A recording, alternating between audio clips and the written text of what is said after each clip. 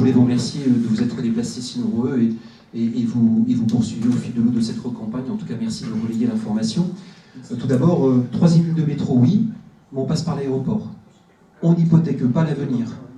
On ne va pas faire l'économie d'un pôle multimodal de 10 millions de passagers, et c'est les chiffres de l'année dernière.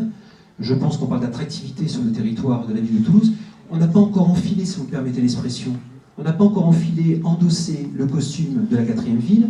On arrive bientôt 3e ville, et on n'a pas de maillage de transport varié, cohérent et efficace sur le territoire. On n'a pas entamé la 3e ligne. Posons-nous autour de la table. Faisons les choses dans l'ordre.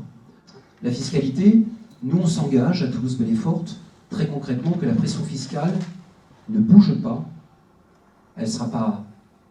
Je veux dire, les taux ne bougeront pas, tout simplement parce que lorsqu'on regarde ce qui se passe pendant la mandature, alors quels que soient les taux, c'est-à-dire la CFE, la contribution foncière des entreprises, la part communale, la part locale communale dans les taxes foncières, et 3, de ce que j'appelle la contribution transport.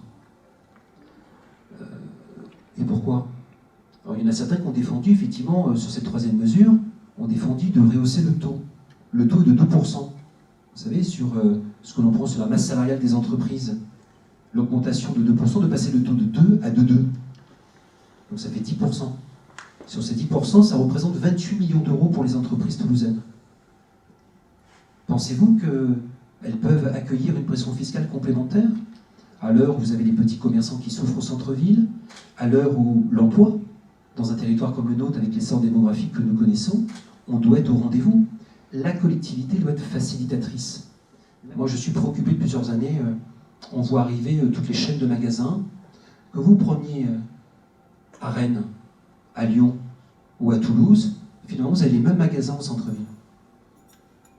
On a les mêmes magasins, les mêmes boutiques. C'est-à-dire que de plus en plus, tous les locaux commerciaux bien placés sont en proie à toutes les chaînes, toutes les chaînes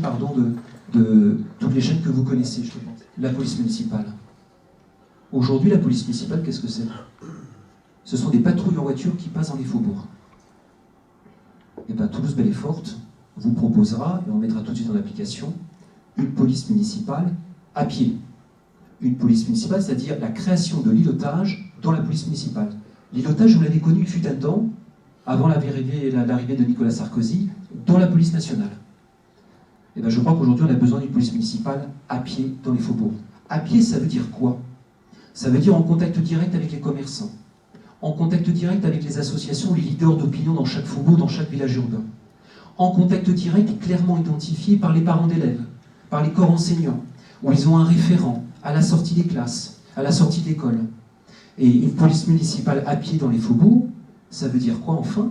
Ça veut dire qu'elle est présente, mais au-delà d'être présente, elle crée du lien.